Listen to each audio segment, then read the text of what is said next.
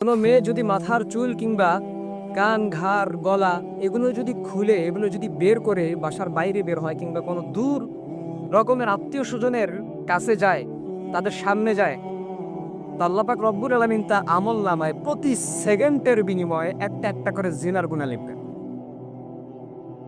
আবার তার স্বামী যে হবে, তার পিতা যে হবে, যারা তার শাসনমূলক তাদের কর্তা হিসাবে তার কর্তা হিসাবে থাকবে, তারাও যদি তাকে বাধা প্রদান না করে তো তাদের আমল নামায় এরকম গুনাহ লেখা থাকবে।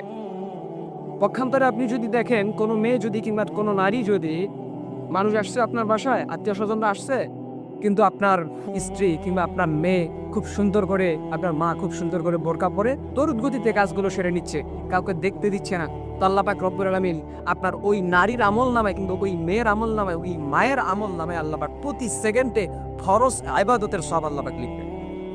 এখন আপনি ডিসাইড করেন যে জান্নাত লাভের জন্য, মুমিনের টার্গেট যে জান্নাত, এই জান্নাত লাভের জন্য আপনার কি করা উচিত।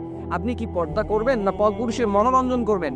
আপনি আপনার স্ত্রীকে শাসন করবেন, আপনি আপনার মেয়েকে শাসন করবেন, আপনার মাকে শাসন করবেন, না কি করবেন সেটা আপনার উপর ডিসাইড করবে। এখন আপনি কি চান, আসলে আল্লাহ পাক আপনাকে কি জন্য পাঠিয়েছেন? মানুষের মধ্যে থেকে সবচেয়ে সুন্দর জাতি করে আল্লাহ পাঠিয়েছেন মেয়ে জাতিকে। এখন তার সৌন্দর্যটা যদি আপনি দুনিয়ার মধ্যে বৃদ্ধি করে দেখান, আপনি বাবা হিসাবে আপনার কি শরম লজ্জা করে না? আপনি ভাই হিসাবে আপনার শরম লজ্জা করে না? আপনি স্বামী হিসাবে আপনার কি লজ্জাবোধ নাই?